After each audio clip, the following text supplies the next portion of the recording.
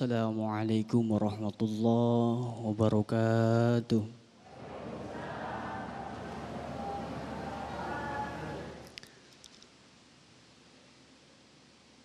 A'udzu billahi minasy syaithanir rajim.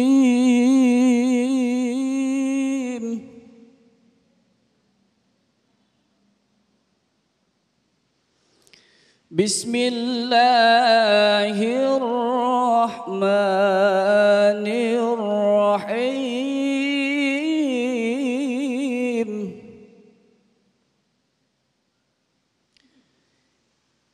In ahsantum ahsantum li anfusikum wa in asatum falaha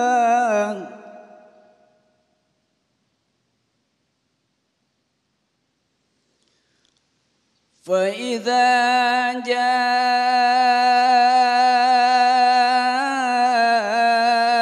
wa'dul akhirati liyasu'u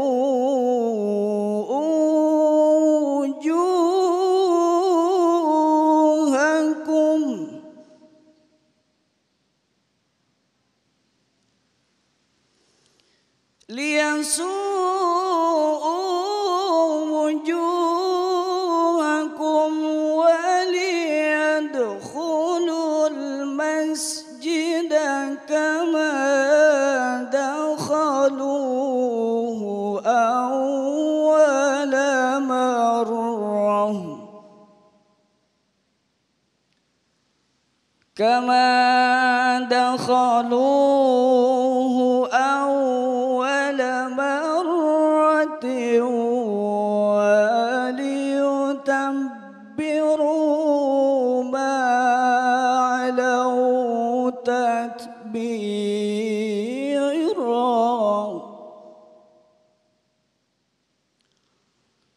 Shadaqallahul azim.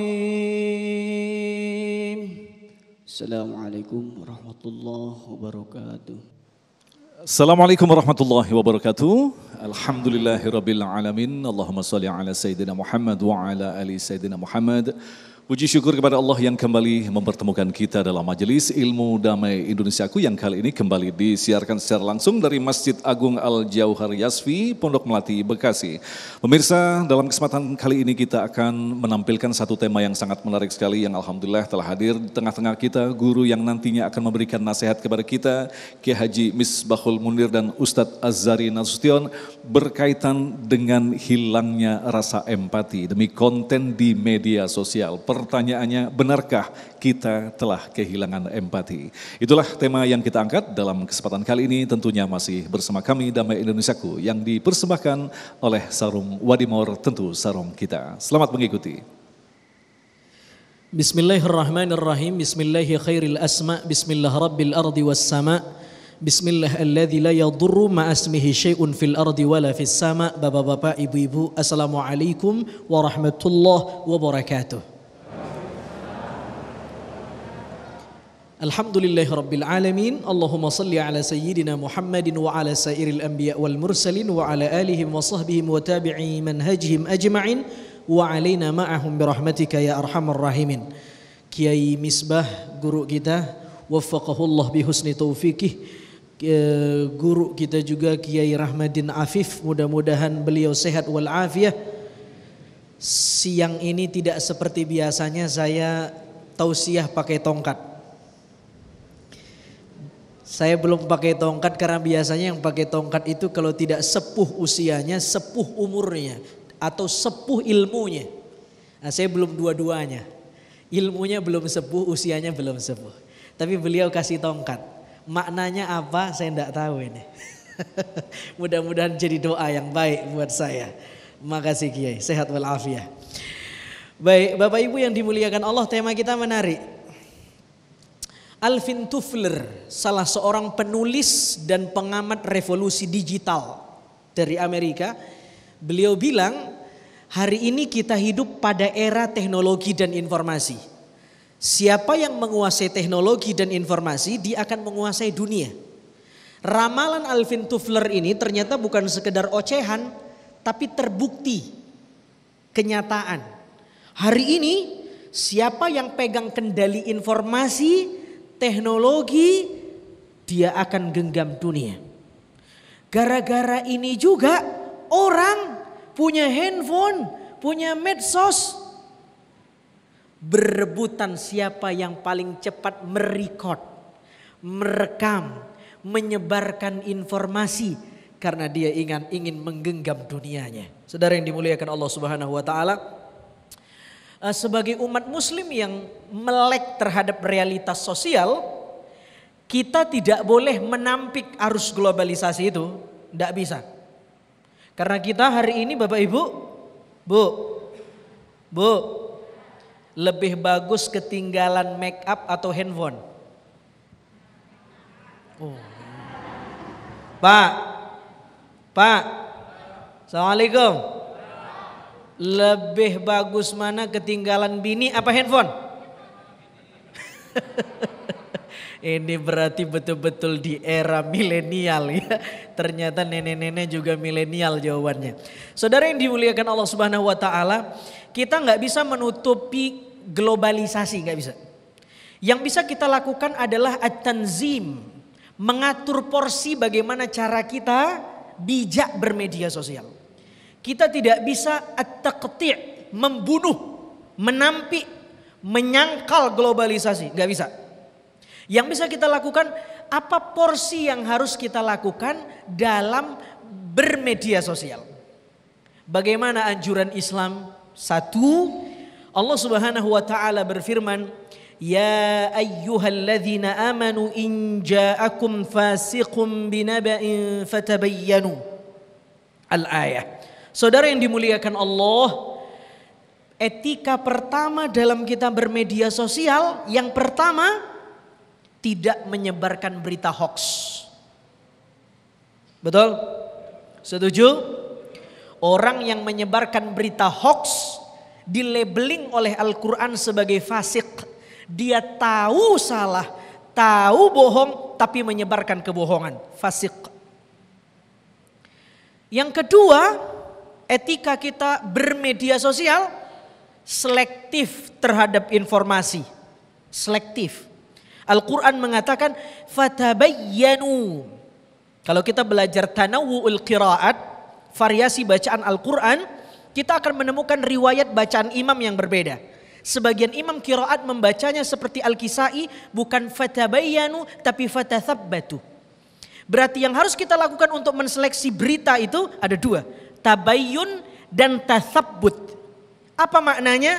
Tabayyun, kalau ibu dapat berita harus tabayyun. Apa itu tabayyun? Selektif terhadap si penyampai berita. Ini siapa yang nyampein berita ini? Orangnya demen bohong atau biasa jujur? Namanya tabayyun. Yang kedua, tatsabbut. Apa itu tatsabbut? Selektif terhadap narasi beritanya. Kira-kira wajar nggak beritanya ini? Masuk akal nggak?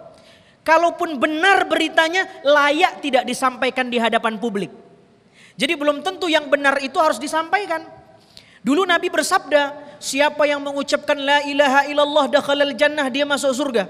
Sahabat yang hadir di majelis semangat menggebu-gebu mengatakan, ya Rasul, saya akan umumkan hadis ini, dawuhmu kepada para sahabat yang tidak hadir di majelis pengajian. Saya akan sampaikan, cukup mereka mengucapkan tahlil, mereka akan masuk surga. Kata Nabi apa? Jangan. Nabi menahan semangat orang ini. Kenapa? Kata Nabi, kalau engkau sampaikan kepada orang-orang itu, khawatir mereka salah paham. Nanti mereka tasahul, menyepelekan agama, tidak sholat, tidak puasa, yang penting la ilaha hadisnya benar, tapi karena pemahamannya tidak benar, belum layak disampaikan di ruang publik. Maka harus tabayyun dan tatsabbut. Yang ketiga, apa etika kita bermedia sosial? Jangan jadikan media sosial sebagai media mendikte orang, mengucilkan orang, ngomongin orang. Ada berita yang gak baik, lalu kita komen. Sekarang ini kan musim siapa yang cepet-cepetan ini. Yang cepat nge-share, yang cepat ngomen. Betul? Betul? Soal benar, baik dan tidak nomor 99. Yang penting cepet. Ini sekarang nih zamannya nih. Awas, hati-hati. Jangan karena 1-2 berita yang kita belum total tabayun, lalu kita kemudian menstigma orang. Oh ini orang buruk ini. Oh ini orang gak baik ini. Cuman gara-gara dapat info dari medsos. Hati-hati. Yang keempat, adab kita bermedia sosial. Yang keempat, seperti namanya, media dan sosial. Medsos itu apa kepanjangannya? Media dan media sosial. Ya, at-tawasul al-ijtimai, media sosial. Namanya saja at-tawasul al-ijtimai. Berarti fungsi dari media sosial ini, gimana dengan media sosial kita makin connect, nyantol, dekat sama manusia dan dekat sama Allah.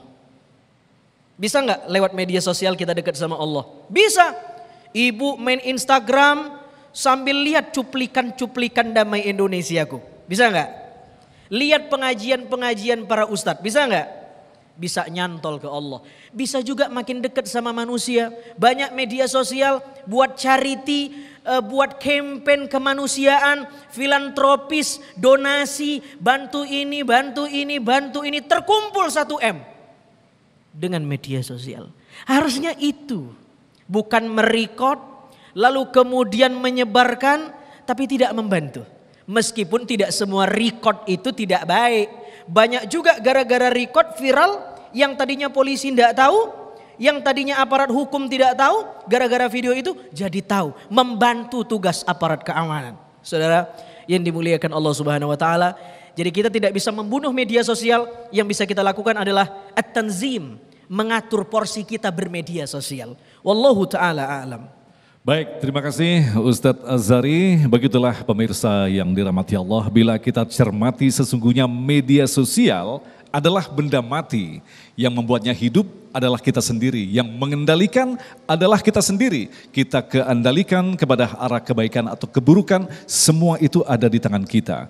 Lantas ketika tadi dikatakan kita telah kehilangan rasa empati. Bagaimanakah kita membangun kembali rasa empati khususnya di media sosial? Insya Allah Kiai Misbah akan menjelaskan selepas pesan-pesan berikut ini. Tetaplah bersama kami, Damai Indonesiaku.